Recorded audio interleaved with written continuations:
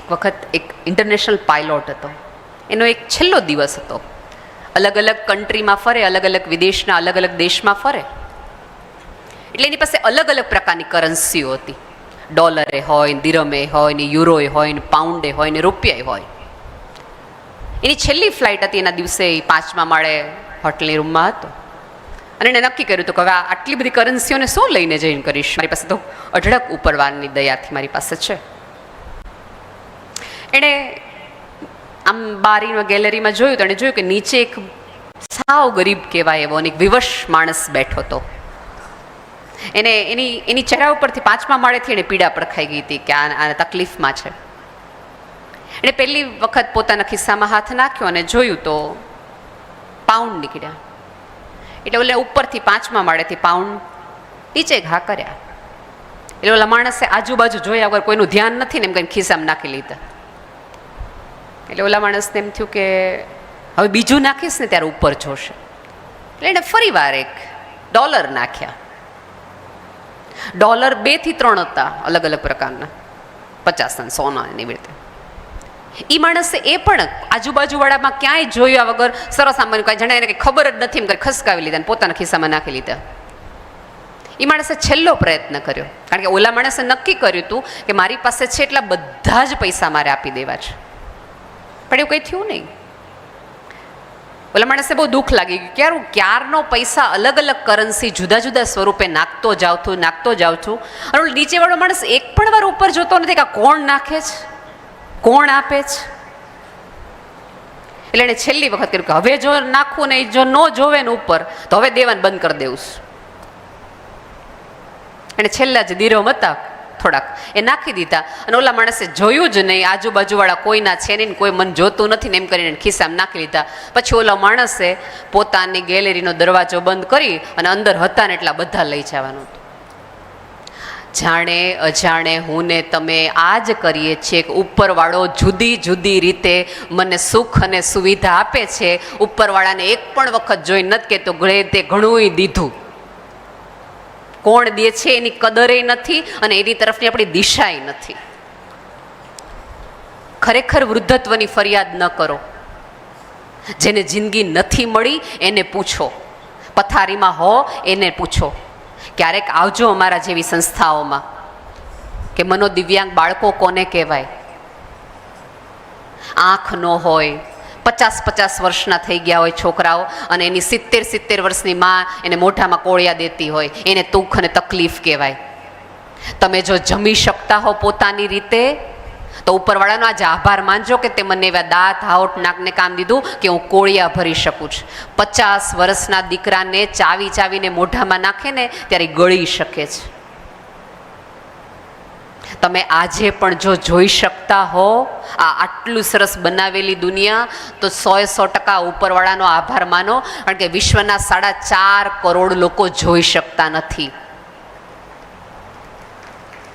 અન્નનો દાણો દાળીમાંથી મૂકો ને ત્યારે એક વખત સાંભળી લેજો કે વિશ્વના 200 કરોડ લોકો એવા છે કે જેને એક ટાઈમનું જમવાનું નથી મળતું. ઉપરવાળાની અનહદ કૃપા અને કરુણા હોય તો તમને 3 ટાઈપની ફૂલ ડીશની જમણવાર મળે. અને આ છોકરાઓ તમને માતા પિતાની જેમ સાચવી કંઈ લાવી દઉં. અને તોય આપણે અત્યારે મંદિરમાં ગયા છો ને તે ભગવાન થોડુંક દીધું હોત ને તો આટલું થઈ ગયું હોત. ક્યારેક તો એને ઉપરવાળાને એમ થાય કે આટલા દીધા પછી એને હામું જોઈને એમ કીધું ઘણું દીધું હો. થોડા ખુલ્લા બનો. આ ઉંમરે હવે નહીં બેસો તો કિનારે જ છીએ. એને થોડીક તો એવી થવું જોઈએ કે બનાવવાળાને એક આનંદ આવવો જોઈએ ને. અને થોડીક સ્વીકૃતિ રાખો કે જે સ્વરૂપે મને આપ્યું છે. આ પેપર છે ને એ આમ ઊભો નથી રહી શકતો સીધો, આમાં કાંઈ વાંધો નથી, આમનામ ઊભો રહી શકે છે. આના ઉપર દુઃખ પડ્યા, તકલીફ પડી, મૂંઝવણ પડી, પીડાઓ પડી, કેટલાય નિષ્ફળતાઓના ઘા પડ્યા, કેટલી રીતે તકલીફોને મૂંઝવણ પડ્યા પછી એને ચારે બાજુ કરચલીઓ આ કાગળને થઈ ગઈ છે, એટલે આપણને એમ લાગે કે વૃદ્ધત્વ આવી ગયું છે, આના જીવનમાં બહુ દુઃખ આવી ગયું છે, પણ હવે આ કાગળ કોઈ પણ વગર ઊભો રહી શકશે. આ સ્થિરતા છે. ક્યારેક ઉપરવાળો તમને આપેલ તકલીફો, મૂંઝવણો, પીડા, દુઃખ, નિષ્ફળતાઓ તમારી કરોડરજ્જુ સીધી કરવા માટેનો પ્રયાસ કરે છે કે તમને કરચલીઓ એટલા માટે આપવામાં આવી છે કે હવે તમે સ્થિર ઊભા રહી શકો આ જગતમાં. કાંઈ ઉપરવાળો કાંઈ ફ્રીમાં જ બેઠો તમને જોવે ને દુઃખ નાખે, તમને જોવે ને તકલીફ નાખી દે, તમને જોવે ને પીડા નાખી રાખે. તમે જો સાજો માણસ હોય ને એને 100 ઈચ્છા હોય, પણ બીમાર માણસની એક જ ઈચ્છા હોય, તમને હાથ ભાંગે ને એટલે તમને ખબર પૂછવા આવે ને એટલે બધાને આપણે બસ હવે ભગવાન એક હાથ હારો કરી દે ને પછી કાંઈ જોતું નથી. બીમાર માણસની એક જ ઈચ્છા હોય કે હાજો થઈ જાય. દુઃખમાં હો ત્યારે તમને 100% થોડીક વાર માટે એમ થાય કે હવે હું થોડુંક સારું થઈ જાઉં, હવે હું થોડુંક સારું થઈ જાઉં. એનો અર્થ એ છે કે ઈશ્વરે તમને જ્યાં જે રીતે રાખ્યા છે રોજે રોજ એનો આભાર માનો અને એની સ્વીકૃતિ કરો. ગોવિંદ કાકા પાસે તો ગીતા શીખવા જેવી છે, પણ સૌથી મોટો ભાવ સ્વીકૃતિનો છે કે જે સ્થિતિમાં તું મને રાખીશ એ તે મને આપેલી છે, એવા અહોભાવ સાથે હું સ્વીકાર કરું છું. અને જો એવી સ્વીકૃતિ હોય તો તમે પાર ગંગા પાર જઈ શકો. બાકી હોડીઓથી તો ઘણું બધું આવજા અવન જાવન ચાલ્યા જાય, કેટલાય ફેરા લેવાના છે, કેટલાય અધૂરા રહી ગયા છે. અમારા બાળકોની માતાઓને તમે જુઓ ને તો તમને સાચી ગીતાના તમામ અધ્યાય સમજાય જાય. સમજીભાઈ, અમારે એક રાકેશ કરીને છોકરો છે, અત્યંત હાઈપર એક્ટિવ. તમે એને કોઈ રીતે સંભાળી ન શકો. એના તોફાનીપણાનું અથવા તો એને કેટલી હદે માનસિક રીતે એ વિકલાંગ છે એની જો હું ઉદાહરણ આપું તો એની શેરીમાં કૂતરા નીકળે ને તો કૂતરાને બટકું ભરી જાય છે. કેવો તોફાની છોકરો હશે, એટલો તોફાની. એને હાથની તકલીફ હતી. અમે ફંડ ભેગું કરીને એનું ઓપરેશન કરાવડાવ્યું. 3 દિવસથી એની માં જાગતી હતી, એટલે ઊંઘ એના મમ્મીને થોડીક વાર ઊંઘ આવી. એ રાકેશે બધા પોતાના હાથના જેટલા ટાંકા લીધા હતા 28 જેટલા, એ 28 ટાંકા ખોલ નાખ્યા. કોઈ પણ પ્રકારની એની પીડા નથી થતી, જમી શકતો નથી, બોલી શકતો નથી, લાળ પડે છે.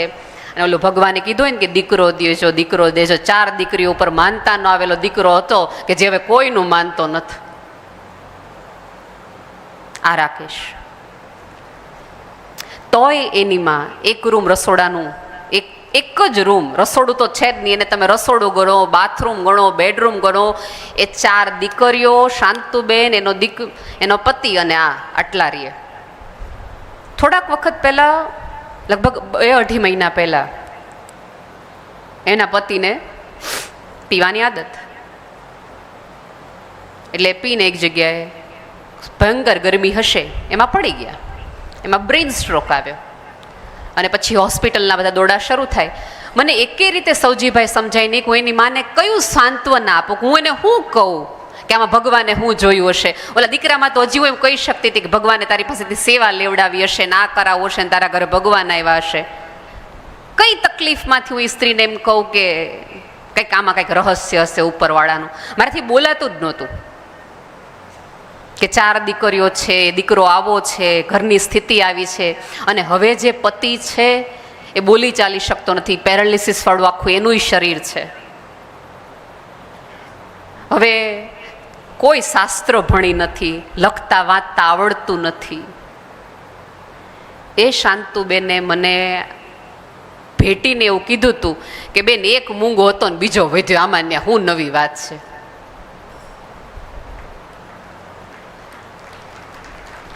કાંઈ જ કોઈ પણ પ્રકારના અધ્યાત્મ વગર ઈશ્વરે એને જે સ્થિતિમાં રાખી છે એ હસતી હસતી સ્ત્રી સ્વીકારી લીધી. આમાંનું આવું દુઃખ તો અહીંયા બેઠેલા કોઈ નથી. આપણે કયું દુઃખ રાખીને બેઠા છે ખબર છે? બસમાં મારી જગ્યા ન રાખી, જો ઘણા દાંત કાઢવા માંડ્યા વાહે. એ પોતે લઈ આવ્યા ને 150ની શાલ આવીને તો મારી એક શાલ મેં કીધું તું કે તમે જાઓ તો મારી શાલ લેતા આવજો. એ શાલ ન લઈ આવે, એલા મૂકવા માટે આવ્યા છો, આ ભેગું કરવા માટે નહીં. શીખો. જેમને ઈશ્વરે આટલા ઘા જીવનના આટલા પીડાના આવ્યા છે, એ સ્ત્રી કેટલી સહજતાથી કહી દીધું. ડૉક્ટરે કહી દીધું છે કે આ ભાઈ હાજર નથી થવાના. આ છોકરા માટે અમે કહી દીધું છે કે આનામ ફેર પડવાનું નથી. બાકી એ રોકકડ કરીને એને ઉપરવાળાની ફરિયાદ કરી શક્યો હોત ને, તોય 2 ટાઈમ દીવા કરે ને તોય ટાઈમ યજ્ઞ રસ કરે છે. આટલા ભાવથી જો તમે ભજો ને તો ઓલો આવીને તમને હામો લેવા આવે. બાકી તો આવતા હોય ને તો એ મોઢું ફેરવી લે કે આ મારા કામના નથી, કારણ કે આ મારા નથી, મારા થઈને રહ્યા નથી. થોડાક આ બધી જગ્યાઓ ઈશ્વરને નજીક થવાની જગ્યાઓ છે. આપણે ત્યાં હરિનું દ્વાર એવું કહેવા માટે કે જો તમારે હરિ સુધી જવું હોય તો આ દ્વારથી જવાશે. પણ આ દ્વાર માત્ર આ નથી, કોઈકના હૃદયમાંથી પણ છે, કોઈકના આંસુ લૂછીને પણ છે, કોઈકની પીડાને પોતીકી કરીને પણ છે, અને કોઈના મુંજારાઓ વાંચીને દૂર કરીને પણ છે. આમાંના કેટલા બધા લોકો એવા છે કે પુત્રવધુની તકલીફ હશે, સંતાનોની તકલીફ હશે, તો એકબીજાને સાંભળો એવા કાન બનો, એકબીજાનો એવો આધાર બનો કે તમે એકબીજાને એટલા નજીક રહી શકો. પણ આમાંનું આપણે કાંઈ ન કરીએ. સરસ રીતે અત્યારે જાશું, 7 દિવસ થશે, 10 દિવસ પછી કેવી મજા, બહુ મજા આવે, બહુ માણસો બહુ હારા, બહુ હારા. પછી આમાંના એક પણ તકલીફ એ છે કે આમાંના આપણને એક પણ વ્યક્તિને સૌજીભાઈ જેવું થવાની ઈચ્છા. સૌજીભાઈ જે નવી જનરેશનને અથવા નવા લોકોને લાવે છે જ એટલા માટે, એ તો બીજ રોપે છે અને એના ફળ કદાચ ખાવા માટે આપણે કોઈ નહીં હોઈએ. પણ એ પેઢી બદલાતી જોશે, એમની લક્ષ્મી શુદ્ધતાના માર્ગે ત્યારે જશે જ્યારે એમના હાથે આવા બધા પ્રયોજનો થશે. બાકી આપણે જોઈએ છે સમૃદ્ધ લોકો છે, એની લક્ષ્મી હંમેશા સાચા માર્ગે નથી જતી. અને સાદી દલીલ છે સાહેબ, એવું તો હતું નહીં કે પહેલાં એ સમૃદ્ધ માણસો નહોતા. જેણે જેણે સમાજને કશું દીધું છે એના હિસાબે રજનીશ એક બહુ સરસ વાત કર્યા, જો દિયા સો પાયા, જો બચાયા વો ખો દિયા. જેણે જેણે દીધું છે ને, અહીંયા તો સાદો નિયમ છે, ખાઈને જાઓ, ખવડાવીને જાઓ, આપીને જાઓ, મૂકીને જાઓ. પણ મૂકીને જવાનું છે નક્કી છે.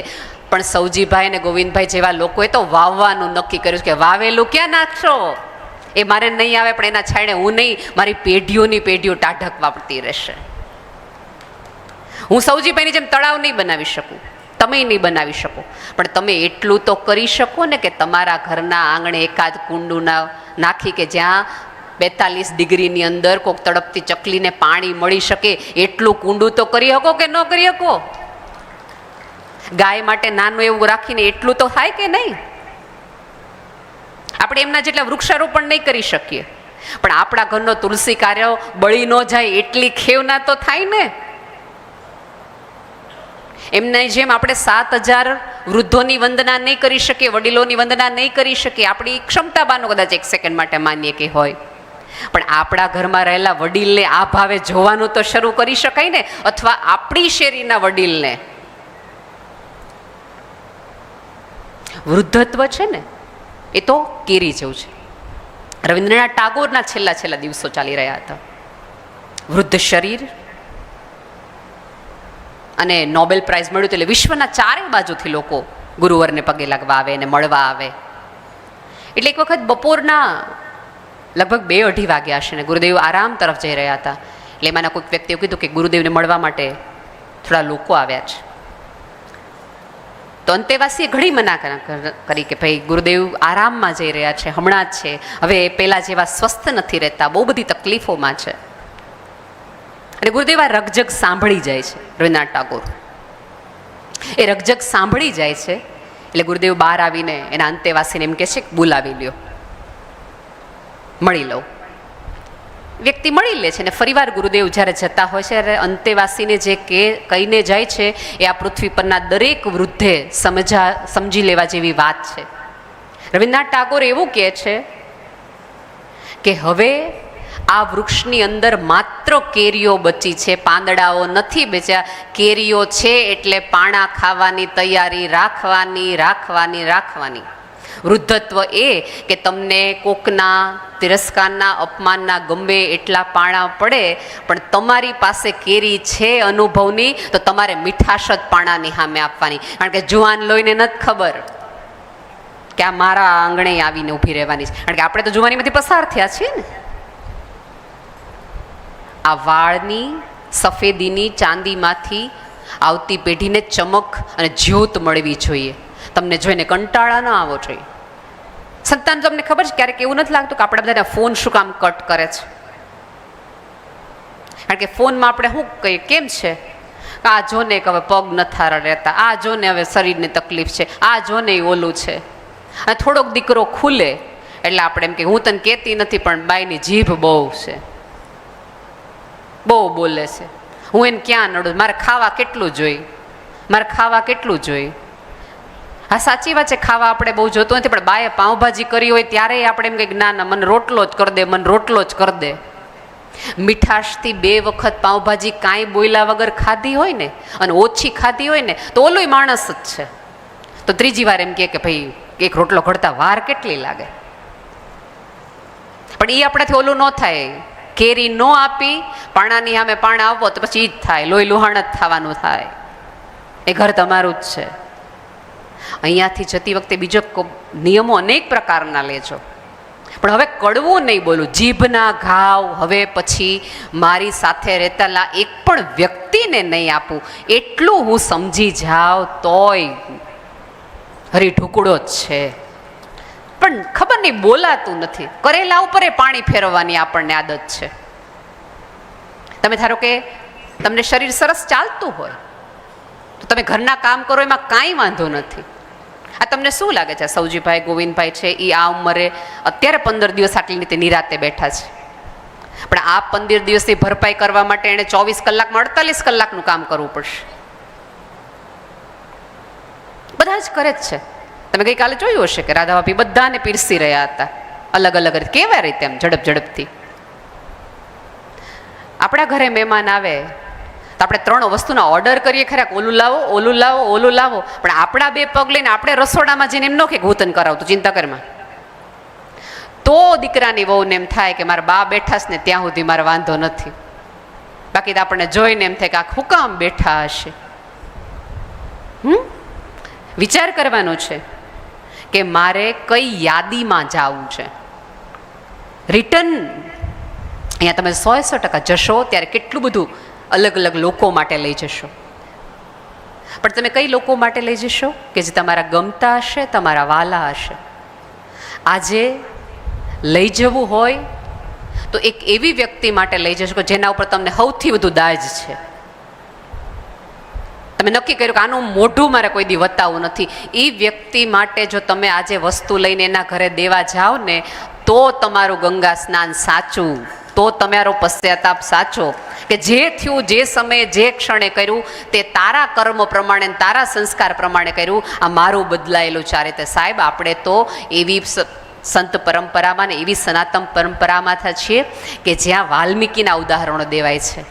બદલાયેલા સ્વરૂપોની પૂજા કરવાની આપણે ત્યાં વિધિ છે.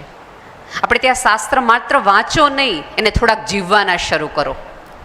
એ સ્વીકૃતિ ના હોય, અહોભાવ ના હોય, જતું કરવાના હોય. ગાંઠ હવે બહુ બાંધવી નહીં. જે દોરીને બહુ ગાંઠ વળે ને એ દોરી ટૂંકી થતી જાય. અને આપણી મારીને તમારી ક્યાંક તકલીફ જ એ છે કે કોલેસ્ટ્રોલની ગાંઠો છે ને માત્ર સમોસા તળેલા ખાધા કે પૂરી ખાધી છે એની નથી. આવી કેટલી સંબંધોની ગાંઠો મેને તમને ચારે બાજુથી લીધી છે ને એની આ બધી તકલીફો છે. થોડાક ખુલીને જીવવાનું રાખો. અને શરૂઆતમાં જેમ કીધું ને કે સારું કરો, આજ સવારે જ ગોવિંદભાઈ કાન અમે બધા જ નાસ્તો કરવા બેઠા ત્યારે બહુ બધી સ્વર્ગ નરકની બધી વાતો થઈ. આપણા બહુ પાપ છે જ નહીં, બહુ પાપથી બીવું નહીં. આપણા પાપ છે ને કીડીને ટાંગા જેવા નાના નાના છે. આપણે શું પાપ કરીને કર્યા હોય? કોકની પેન લઈ લીધી હોય, બસની ટિકિટ લેવાની ગયા હોય, છોકરો 8 વર્ષનો હોય ને આપણે કીધું ના ના હજી 6 વર્ષનો છે. અહીંયા ચપ્પલ મૂકવાના હોય તો આપણા સરસ જગ્યાએ મૂકી હોય ને બાજુવાળાના કાઢીને મૂકીને દીધા હોય. બહુ નાના નાના પાપ છે. એટલું બધું બીને જીવો નહીં, ખુલીને જીવો, મજાથી જીવો. આ પૃથ્વી પર તમે એક જ વાર પસાર થવાના છે. તો તમારા પસાર થયા પછી એટલો આનંદ અને ઉલ્લાસ પડ્યો, તમને મળ્યા પછી કોકને આનંદ આવે, તમને મળ્યા પછી એમ થાય કે હાશ જાય તો સારું, મહેમાન તરીકે હોય કે વ્યક્તિ તરીકે હોય. એવું ન કરો, થોડાક હળવા બનો. અને આપણે ત્યાં ચિત્રગુપ્તની વાત છે ને, કે આપણે જશું ને ચિત્રગુપ્ત આપણા ચોપડા ખોલશે ને મને કહેશે કે નેહલ તે આ કર્યું, નેહલ તે ઓલું કર્યું, નાનું આમ કર્યું, નામ બધા ચોપડા ક્લિયર હશે. પણ એકચ્યુઅલી શું છે ખબર છે? એ ચિત્રગુપ્ત નથી, ગુપ્ત ચિત્ર છે. મેં જેવું જેવું મારા કર્મોથી દોર્યું હશે એ જ મારે ત્યાં જોવાનું આવશે. મેં અહીંયા કોકના જીવનમાં ફૂલડા વેર્યા હશે તો ત્યાં મને બગીચો મળશે. અહીંયા મેં કોકના આંસુ લૂછ્યા હશે તો ત્યાં મારે વેતરણી પાર થઈ જશે. અહીંયા મેં કોકને મદદ કરી હશે, કોકને આવી જાત્રાઓમાં સપોર્ટ કર્યો હશે તો ત્યાં મને સ્વર્ગ મળશે અને તો ત્યાં મને સારી જગ્યાએ મળશે. તમારું જોયેલું ચિત્ર તમારે જ જોવાનું છે. એવું દોરજો કે જે તમને જોવું ગમે. પછી ત્યાં જઈને કાળા કુંડાળા આપણને દેખાડે ને આપણે એમ કંઈક આ મારું ચિત્ર નથી, તેવું તો કંઈ થવાનું નથી. એ તમારું જ છે. મેં જ મારા કરેલા કર્મોના હિસાબે જ. તમે જુઓ, સૌથી પહેલું જાય ને આપણે વૃદ્ધત્વની પહેલી શરૂઆત આવે, માત્ર વાળ સફેદ નથી થતા, સૌથી પહેલાં આપણે કાન જાય, ઓછું સાંભળવાનું આપણું શરૂ થાય. એ ઓછું સાંભળવાનું શું છે ખબર છે? એ કુદરત હવે મને ને તમને એવું કહે છે કે બહુ આગેનું ઝીણું ઝીણું બિનજરૂરી સાંભળ્યું, હવે નજીકના લોકોની સિસકારીઓ સાંભળવાનું શરૂ કર, નજીકના લોકોની પીડાને સમજવાનું શરૂ કર. તમે આપણે 40ના થઈએ ને પછી આપણને 2 તાળા આવે.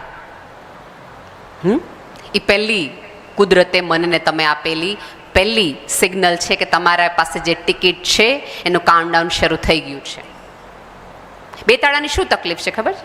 કે તમને દૂરનું આરામથી દેખાય, વાંધો ન આવે. નજીકનું વાંચવા માટે તમારે ચશ્મા જોઈએ. એનો અર્થ કે નજીકના લોકોને જોવાનું શરૂ કરી દે. બહુ દૂરનું જોયું, બહુ દૂર દૂર ભાગ્યા, હવે સમય છે કે નજીકના લોકોને જોઈ લે. કારણ કે આજે નહીં તો કાલે, કાલે નહીં તો પરમ દિવસ આ કરચલીઓ તને ફરીવાર જોવા નહીં મળે. અત્યારે તમે બંને સાથે છો, બની શકે કે તમને એકબીજાથી ફરિયાદ છે, એકબીજાથી મજા નથી આવતી, એકબીજાથી કંટાળો આવે છે. પણ જે દિવસે પલંગની બંને બાજુએ તમારે ઉતરવાનું થયું ને તે તમને જાગવાની મન નહીં થાય. તમે જે નસકોરાની ફરિયાદો કરો છો ને એક હદ સુધી એ નસકોરા તમારા હાલરડા છે. તમને ઊંઘ નહીં આવે જે દિવસે એ રૂમની અંદર તમને નસકોરાનો અવાજ નહીં આવે. અત્યારે જે તમને એક બીપીની ટીકડીમાં 2 ભાગ અડધા કરીને એકબીજાને લેવાનો આનંદ આવે છે ને એ નહીં હોય ને તેથી તમારું બીપી એ ટીકડી લીધા પછી એ વધવા માંડશે. તમે તો એવી પેઢી છો કે જેને કોઈ દિવસ જીવનમાં લગ્ન પછી તમે ફરવા જ નથી ગયા. વધીને રોટલો ખાવા ગયા હોય એમાંય તે 2 નણંદને ભેગી મોકલી હોય એટલે ન વાત કરવાનો તમને સમય મળ્યો. હાથ પકડ્યાનો તમને છેલ્લે યાદ જ નથી, કારણ કે એક સ્પેલ પહેલાં થોડુંક પકડ્યું એટલે તરત જ બાએ કીધું છોકરા જોવે, છોકરા જોવે, છોકરા જોવે, એટલે એ જીવનમાં ન આવ્યું. શ્રેષ્ઠ સમય છે અત્યારે. અહીંયા તમે 2 બેઠા હોય તો તમને કોઈ વ્યક્તિ આવીને એવું નહીં કહી જાય. અને મને તો હજી ન જ સમજાણું કે પોતાની પત્નીને પ્રેમ કરવામાં આટલી શરમ હે નહીં આવે. કોકની પત્નીને કરતા હોય તો શરમ આવી જોઈએ. એનો હાથ પકડવામાં શું વાંધો? પૂછી લ્યો, માફી દેવાતી હોય તો એને દઈ લ્યો અને થોડીક માગી લ્યો કે હા એક જવાનીમાં મેં અમુક ભૂલો કરી હતી થોડીક. અને બીજું કે આ બધી કરચલીઓ છે ને આપણને ક્યાંક એકબીજાના લીધે આવી છે. થોડાક વહેલા વૃદ્ધો આપણે એકબીજાના કારણે થયા છીએ ગયા હોય તો એ પણ આજ મોકલ્યો.